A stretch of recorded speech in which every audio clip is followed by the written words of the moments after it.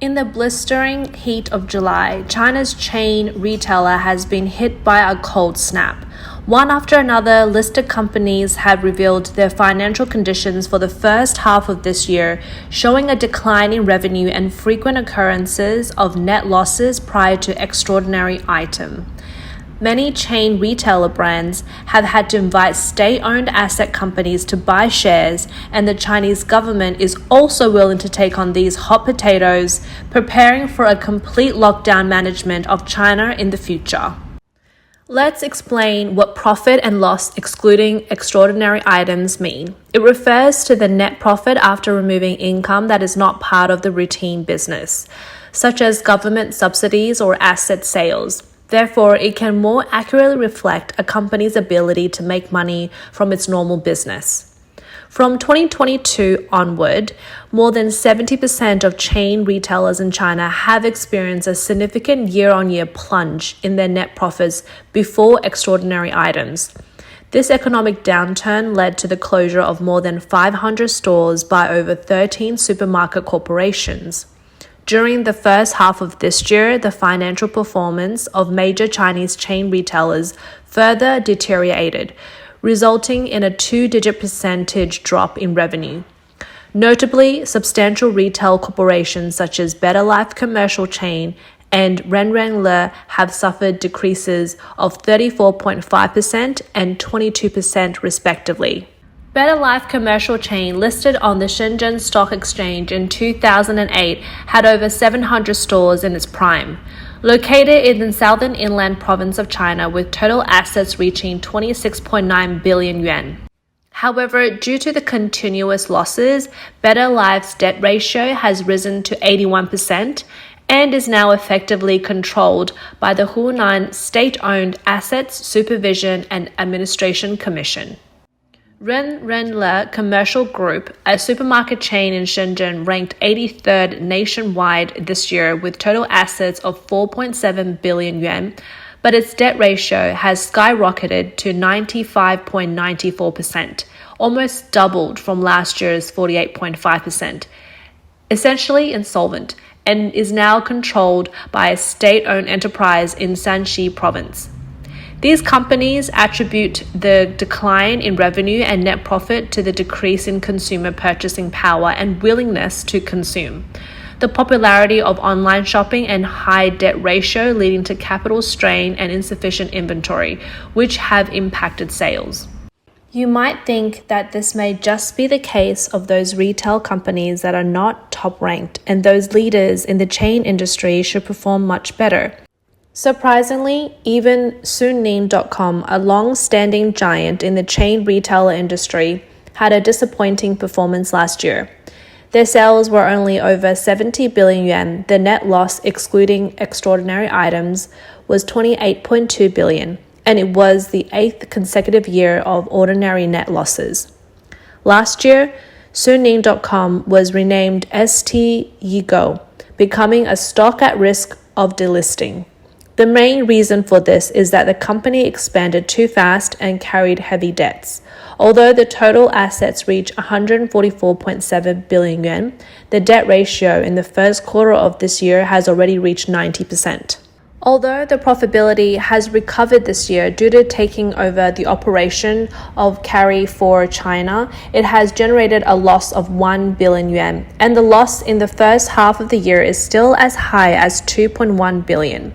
The market is skeptical about Suning.com's ability to operate Carrefour supermarkets, and now the market value of Suning.com is only about 20 billion compared to 210 billion in 2015, a significant drop.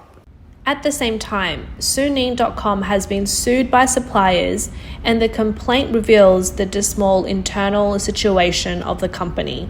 According to the complaint, Suning.com owes tens of billions of goods payment to small and medium-sized enterprises with long-term debts of 133.4 billion yuan, current liabilities of 108 billion yuan, default on financial debts of 20 billion yuan, and default on account payable of 29.6 billion yuan. The complaint states that Suning.com is unable to repay its debts and has applied for bankruptcy. In the darkest moments of China's chain retailers, Watsons, the ambitious retail giant under Hong Kong business magnate Li Kangxi, has for the first time shown a negative growth in the number of stores in China. Since last year, Watsons has had stores silently disappearing every day. Walking on a bustling street next to it is the once familiar supermarket, which is now a deserted landmark. The empty parking lot, the idle shopping carts, the silent escalators. It's like a silent film, quietly narrating the painful journey of China's large chain retailer enterprises, while also revealing the decline of China's consumer market. Not long ago, in 2022, China's total consumer spending only accounted for 38.37% of GDP. This figure has only slightly increased by 3 percentage points in the past decade, far lower than the global average of 54.91%. But raising this number is difficult because China is in a trend of long-term slowdown in consumption. In 2014, the actual growth rate of per capita disposable income of urban residents nationwide began to continuously lag behind the GDP growth rate. Although some people can earn income through asset management, such as renting houses and stock investments, most families whose main income is from wages have to live more frugally due to the economic downturn. Not only that, China's investment is unable to effectively boost GDP growth. Now, every 10 yuan of investment can hardly drive 1 yuan of GDP growth. The shift of the industrial chain has led to the slump in trade exports, which means a large number of factories are closing down, massive layoffs are occurring, people's income are dropping sharply, and the drop in housing prices has increased the pressure of household debt. By January 2023, household debt had reached 63.3% of GDP, while this ratio was only 17.9% in December 2008. Since Xi Jinping took office, household debt has grown by a staggering 354%. If you want to know the degree of decline in China's consumption capacity, just look at the profit situation in the liquor industry.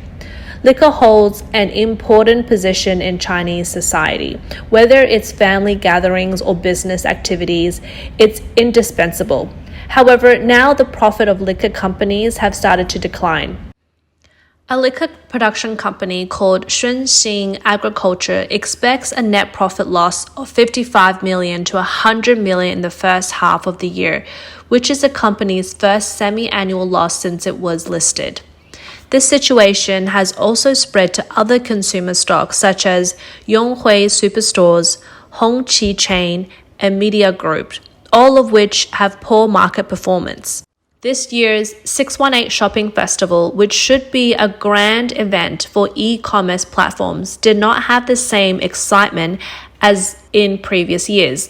None of the major platforms even announced their sales results, and the silence reflected the downturn in the consumer market.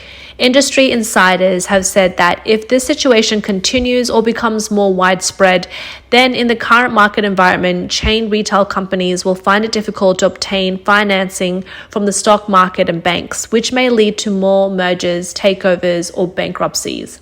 The problems plaguing the chain retail industry are not just economic recession and a sluggish consumer market. To understand this problem more deeply, let's travel back in time to the vibrant 1990s. The large supermarkets were like the treasures of the city, bustling with people, and the colorful shelves were full of all kinds of goods. Although they seem to be thriving on the surface, supermarkets actually sacrifice the interests of suppliers and consumers. At that time, wholesalers and manufacturers had to pay high fees to the supermarkets in order to sell their goods. Public data shows that to sell 1 million worth of goods in large supermarkets, they may need to pay up to 200,000 in various fees. Moreover, these large supermarkets also pressured wholesalers, forcing them to give 3 months credit, allowing the supermarket chain to have better cash flow and make huge profits without risk, while suppliers and consumers had to bear higher cost, which made both groups deeply dissatisfied. Then, with the rise of online shopping, distributors found new sale channels. As soon as new products are launched online, they can attract a large number of consumers. The shelves of large supermarkets, on the other hand, were left with outdated stock. The younger generation prefers to shop online because they can browse global goods at home. This change made the ambitious large supermarkets fade away. Carrefour China, taken over by Suning.com, is a typical example. Its performance is like a falling star, with business income dropping by 66% in the first quarter. There was a shortage of goods in the mall, the shelves were vacant because the suppliers stopped supplying, and the effective inventory of goods dropped rapidly. Carrefour's prepaid card consumption was restricted, public opinion was continuously negative, and China's first Carrefour membership store also could not escape the fate of closure. In June of this year, suppliers including Beijing, Yishan, and Ershan groups applied to Beijing's second court for property preservation, freezing 500 million yuan of assets of Carrefour China. As a result, Carrefour China was restricted from high consumption and became an unpopular debt defaulter. Carrefour, which is constantly closing stores, has completely lost in terms of public opinion. The trust in the supply chain and customer system is hard to rebuild, and the remaining stores are basically controlled by Suning Appliance. Many people exclaimed, if Suning.com did not merge with Carrefour China, this large international chain supermarket that entered China first might not have collapsed so quickly. That is to say, if Carrefour China is still controlled by the French, they may adopt other strategies and survive and move forward steadily like Walmart and some other foreign brands. On today's business map, the booming development of Walmart, Costco, and Metro in the Chinese market is extremely telling.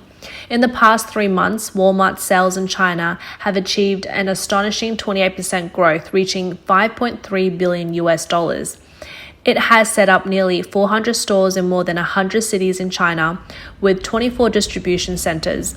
Their success is not only due to the growth of online sales, but also the promotion of the membership model.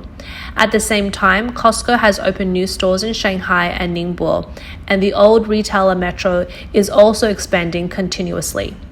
Experts in the new retail industry believe that, in the face of the current situation in the Chinese market dominated by about 67 million middle class, the membership model is being widely accepted, which makes many large chain commercial companies start to think about whether they need to change their current operations to adapt to market trends. In the deep reform of China's retail industry, Suning.com failed to run Carrefour China well, which they acquired in 2019. Carrefour lost $1 billion and was criticized by the public and sued by suppliers. But the big boss behind it, Suning.com, was still able to survive. The reason lies in its close relationship with China's political system.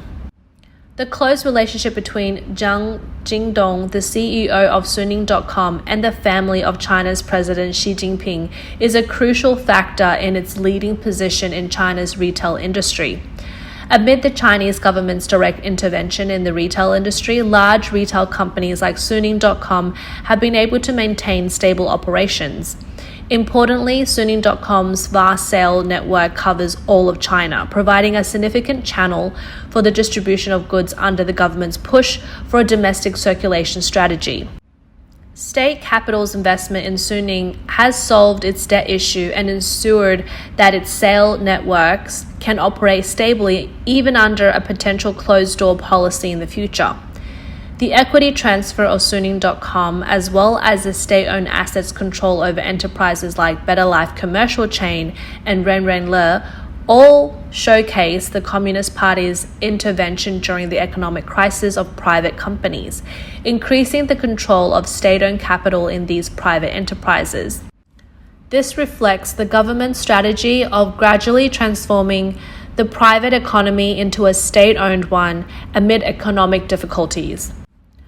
The development of Suning.com, including its move to invest in Inter Milan Football Club, has been tacitly approved by the Chinese government. Observers suggest that as China might completely close off to the outside world and adopt a domestic circulation strategy, Inter Milan could become a dedicated foreign exchange channel for China. However, the economic situation in China is not optimistic. Investment, foreign trade, and the real estate market are all facing severe difficulties, and the government's economic rescue strategy has yet to be announced. Moreover, internal and diplomatic issues in China are concerning, with frequent incidents of leaks from the People's Liberation Army rocket forces and the fact that the Foreign Ministry Qin Gang has not made an appearance for a long time. Now the Chinese government has printed a large amount of money, and local governments have introduced over 300 policies to relax the real estate market, but China's economic situation has not improved. If the Chinese Communist Party implements strict pandemic control measures and halts economic activities again, it will pose an even greater shock to the already fragile consumer market. A storm seems to be brewing. This is a story about the interplay between the economy, politics, corporations, and individuals, revealing a world of constant change and complexity. In this world, every individual and company is choosing their path for the future. Before we end this video, if you like our content, we hope that you will share this video, subscribe to our channel, and give us a like for our efforts.